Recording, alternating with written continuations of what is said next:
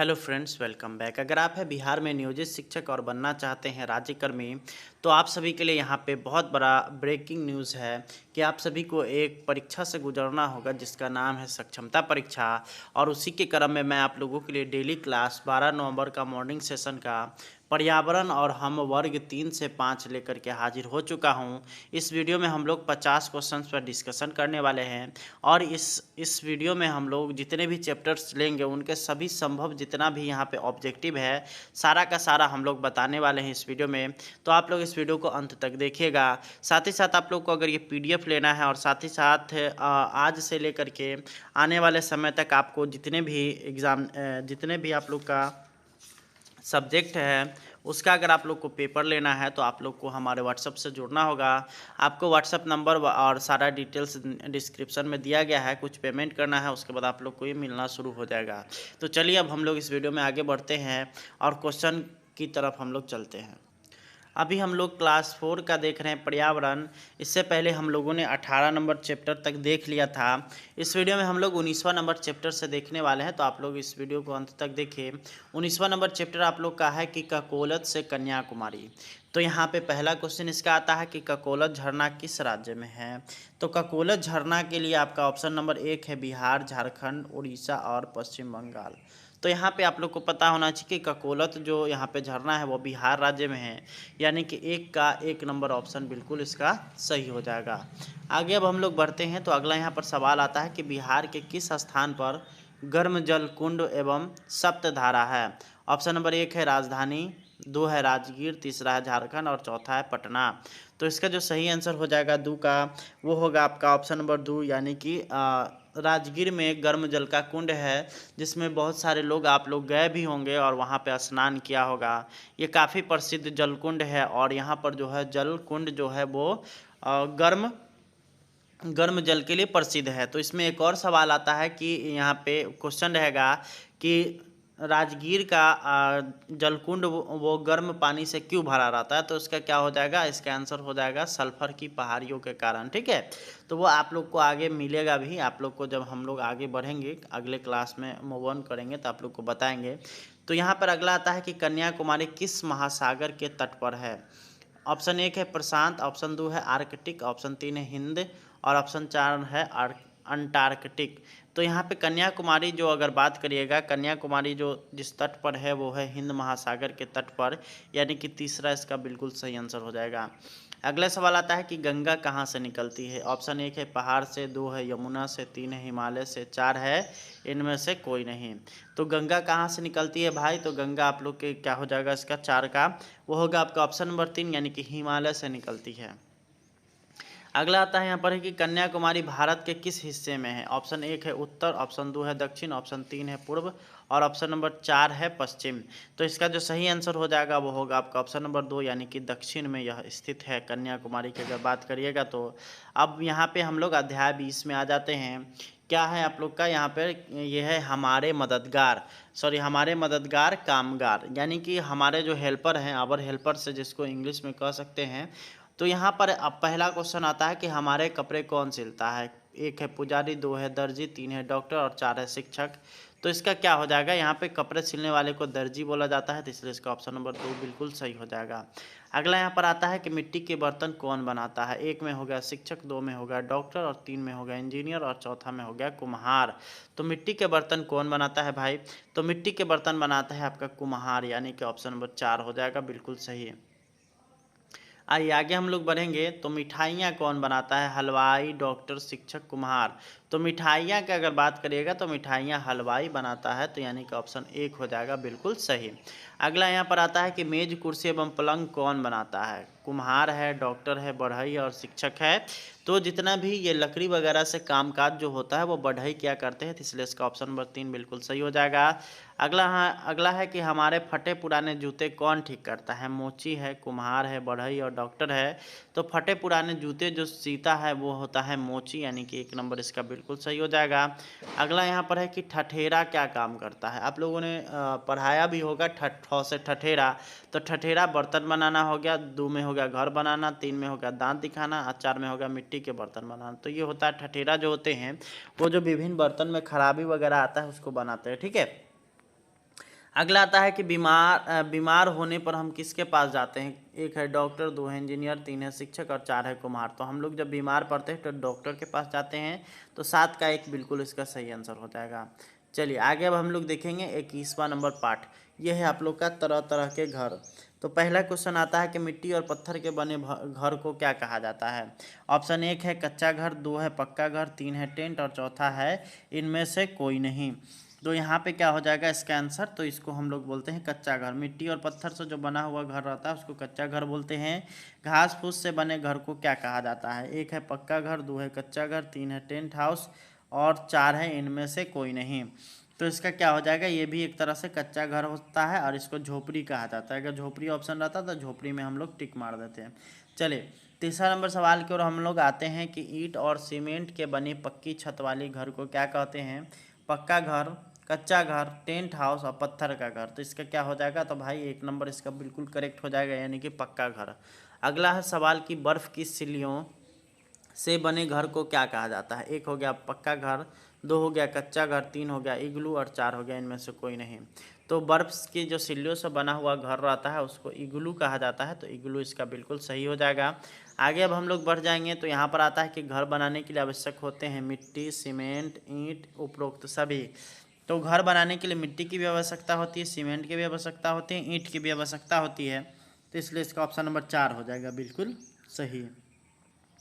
चलिए आगे अब हम लोग आ जाते हैं, यहाँ पर आता है अध्याय 22 अजय जब वापस लौटे। तो पहला क्या है क्वेश्चन इसका कि हावड़ा ब्रिज कहाँ स्थित है। 1 है कलकत्ता, 2 है दिल्ली, 3 है मुंबई, 4 है झारखंड। तो हावड़ा ब्रिज है भाई कलकत्ता में स्थित है। अगला यहाँ पर आता है कि निम्नलिखित में से कौन बिहार का एक जिला है। जमुई है, पटना है, दोनों है, इनमें से कोई नहीं।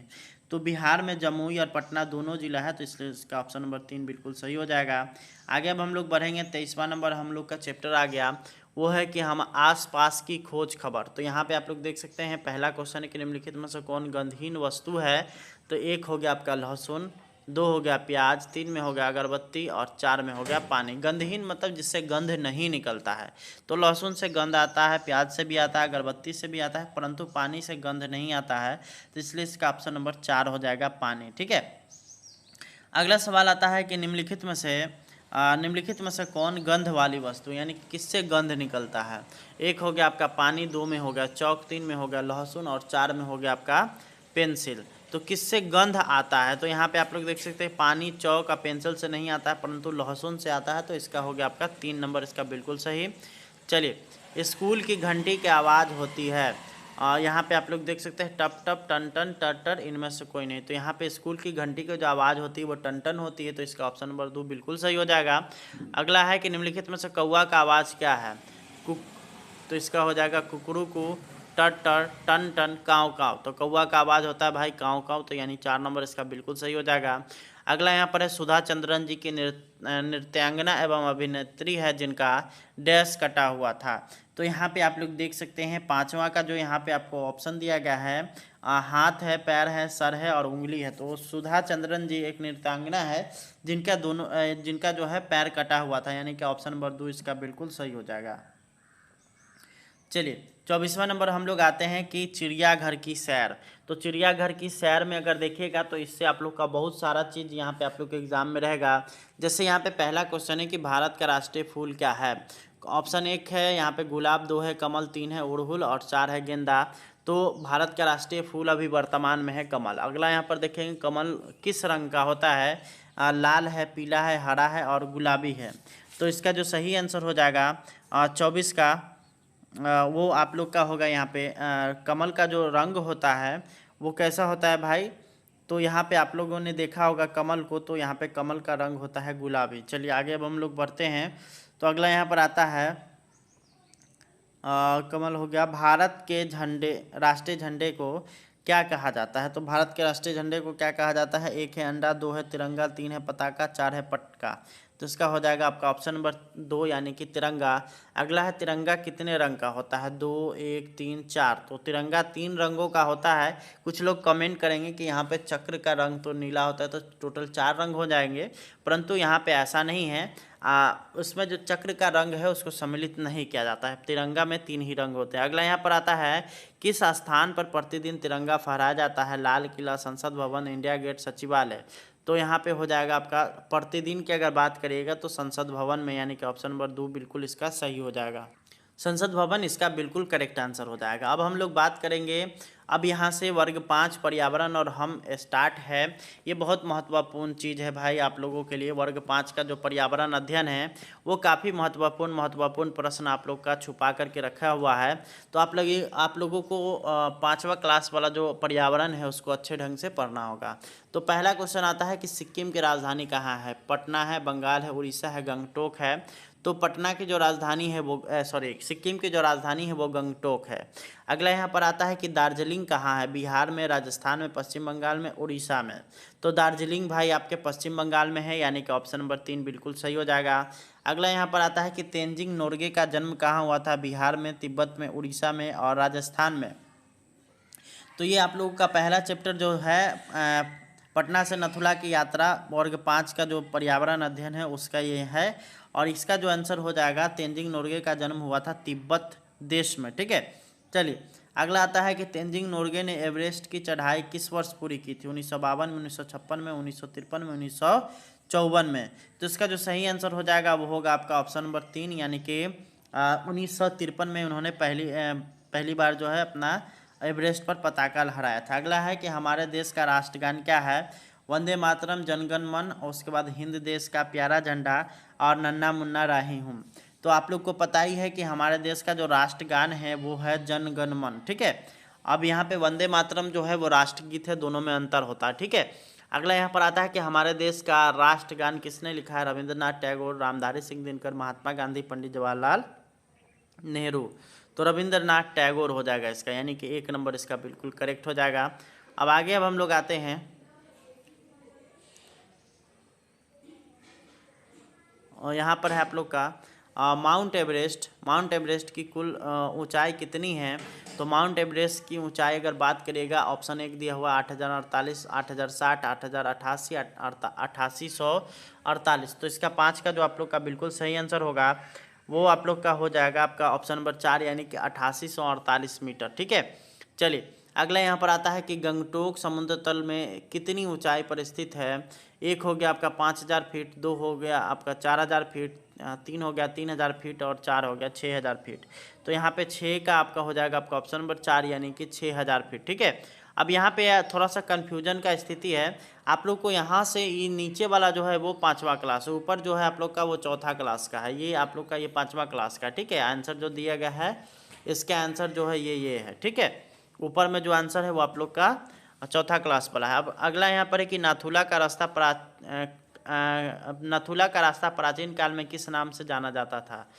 तो यहाँ पे ऑप्शन दिया गया है राजमार्ग है, सिल्क मार्ग है, ऊपरी मार्ग है और ग्रैंड ट्रंक रोड है। तो यहाँ पे नथुला का जो पहले जो नाम था वो था सिल्क मार्ग था। ठीक है, चलिए आगे अब हम लोग देखते हैं, यहाँ पे ये आप लोग का 4था क्लास का चैप्टर नंबर 25 है, बंटी का सफ़र। तो यहाँ पे आप लोग देखिए बंटी का सफ़र में है आप लोग का पहला है कि निम्नलिखित में से कौन जल में चलने वाला वाहन है?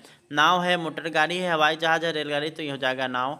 अगला निम्नलिखित में से कौन हवा में उड़ने वाला वाहन है? तो इसका आप लोग का हो जाएगा हेलीकॉप्टर।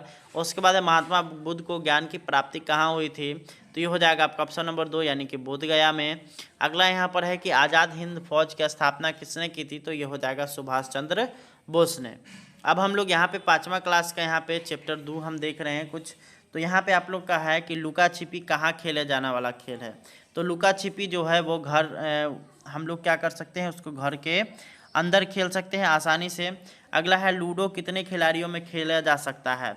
तो लूडो जो है वो 4 खिलाड़ियों में खेला जा सकता है, तो 2 इसका बिल्कुल करेक्ट हो जाएगा। मार्शल आर्ट क्या है? इसमें आप लोग देख रहे हैं कुश्ती है, लूडो है, खो खो है और युद्ध कला है। तो मार्शल आर्ट जो हो जाएगा वो युद्ध कला हो जाएगा। ठीक है, अगला यहाँ पर है कुश्ती खेलने वाले को क्या कहा जाता है? क्रिकेटर, मार्शल, उसके बाद है पहलवान, इनमें से कोई नहीं।